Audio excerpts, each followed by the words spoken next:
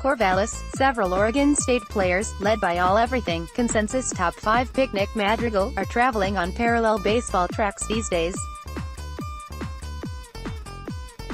The first one chases a deep postseason run that terminates in Omaha, Nebraska, with a College World Series championship.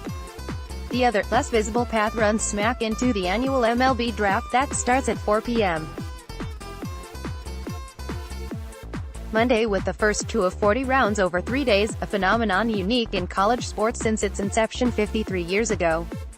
Postseason hopes and professional aspirations, running side by side. The trick is not letting the two dream worlds collide.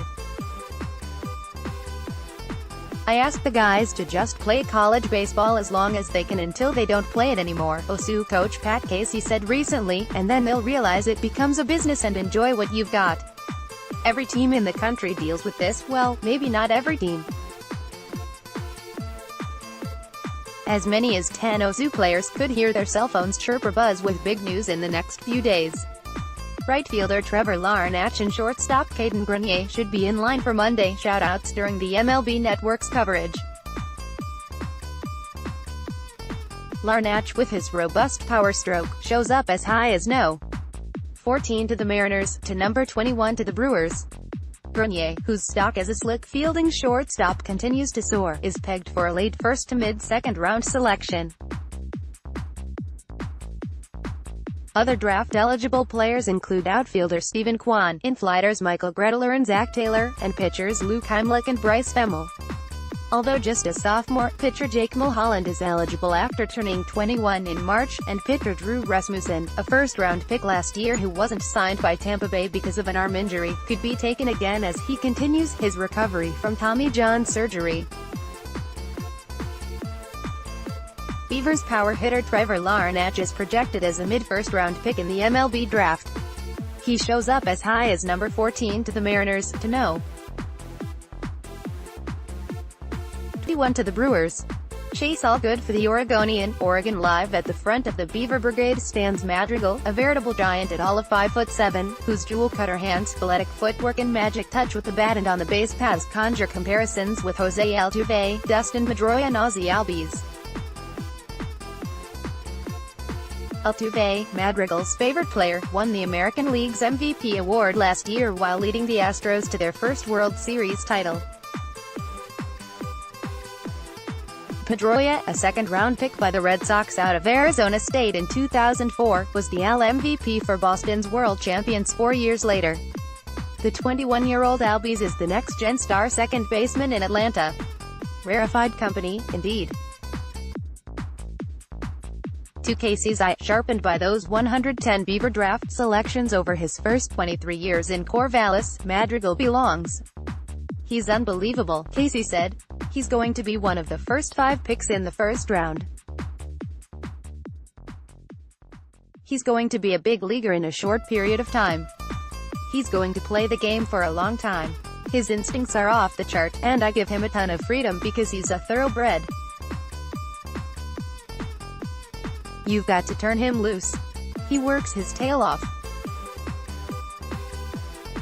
He's a humble kid, a great kid. If you had a blueprint for a baseball player, with Nick's picture, that's all you'd need. He's pretty damn good. Come Monday afternoon, maybe in an OSU batting cage, maybe from his couch in the rented house he shares with several teammates, Madrigal will find out when he'll become the highest drafted Beaver ever. That honor belongs to Michael Conforto, the New York Mets outfielder who went 10th overall in 2014. Some say it'll be number 3 to the Phillies. Maybe no. 4 to the White Sox or no. 5 to the Reds. And there's the Mets again, at no. 6 college players are projected to fill those top spots, and the conventional wisdom holds that Madrigal's the best position player of the bunch. Oh, and the money? MLB set the slot value for Philadelphia's pick at no. 3 at just below $7 million, with Chicago's $6.40 plus million, and Cincinnati's $5.90 plus million, not far behind. Conforto's signing bonus with the Mets 4 years ago was for the slot value of $2,970,800. Last year's slot values, which are set for the first 10 rounds and are negotiable depending on the bonus pools allotted to each of the 30 MLB teams, didn't drop below $1 million until the 63rd pick in the second round. This year, the assigned slots are up 4.2% and the $1 million floor disappears with pick no. 65. The 314th and final slot, owned by the Dodgers to end round 10, is $136,800. It was Kwan who put an early voice to Madrigal's intrinsic baseball value with his money quote from more than a year ago. "Millionaires want to hang around millionaires," Kwan opined in March 2017. "He's kind of the millionaire of our team right now." 1. Detroit Tigers, $8,096,300. 2. San Francisco Giants, $7,494,600. 3. Philadelphia Phillies, $6,947,500. 4. Chicago White Sox, $6,411,400. 5. Cincinnati Reds, $5,946,400. 6. New York Mets, $5,525,200. 7.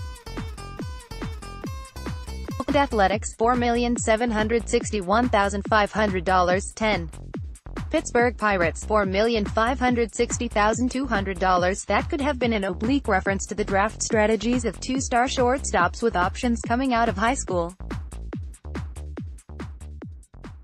Both Madrigal and Grenier reportedly set seven-figure ceilings to pass on Oregon State. As a result, the former went in the 17th round to Cleveland, the latter in the 21st to St.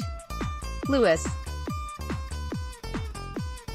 Instead, they hitched on with Casey, secure in the knowledge that 3 years in Corvallis had led to 86 Beavers improving their draft elections during his tenure, including 4 first-round picks, Jacoby Ellsbury, Eddie Kuntz, Mitch Canham and Conforto. More than 62% of those players were drafted for the first time as Beavers. "For me and Nick and Trevor, we just want to get back to Omaha and win it, so right now June 4th isn't that big of a deal for us," OSU shortstop Hayden Grenier said. "Chase all good for the Oregonian." Oregon Live. One of them was current assistant and third base coach Andy Jenkins. Undrafted out of South Salem High, he was home in the South townhouse he shared with teammates Ellsbury, who'd earlier gone 23rd overall to the Red Sox, and Cole Gillespie when Jenkins got the call that the Florida Marlins would take him in the 11th round of the 2005 draft. The trio celebrated by going to practice. 5 days later, Jenkins hit for the cycle and went 5 for 5 to help beat USC to win a Super Regional and send the Beavers to Omaha for the first time since 1952. It started a run 5 CWS appearances in 13 years, highlighted by the 2006 and 07 national titles. "It's that sense of just excitement, hard work," Jenkins recalled, of being drafted. "I'd been playing since Little League, and it wasn't something that was going to be lucrative. It was an opportunity to go play ball and prove myself. For some of the guys right now, it's a little bit different. There's a lot more money, and there's a lot more people involved. Our culture here at Oregon State is so strong, and the postseason means a lot and these guys mean a lot to each other. It's hard to ignore the team bond and there's distractions everywhere. If you handle your job day to day and game to game, the good things in life will happen." As coach of the infielders and catchers, Jenkins, a former first baseman, has a special appreciation for Madrigal's intangibles and his legendary work ethic.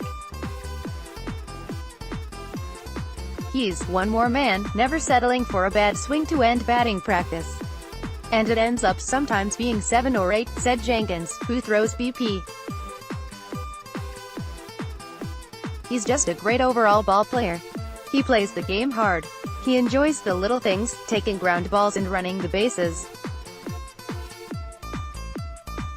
Nick is kind of a breath of fresh air for a lot of scouts, and what he's done on every stage every year is undeniable, and he's deserving of everything that comes his way. As the Beavers' lone captain, his presence can't be overstated, either. After Madrigal called for a successful pickoff at second base against Stanford last month, Femmel said, "I always trust in him, since he's the best player in the country, so if he calls something, I'm doing it." For his part, Madrigal deflects the draft talk as if he were fouling off a pitch not quite to his liking. "I came to Oregon State to play in Omaha to win a national championship," he said after Monday's selection show.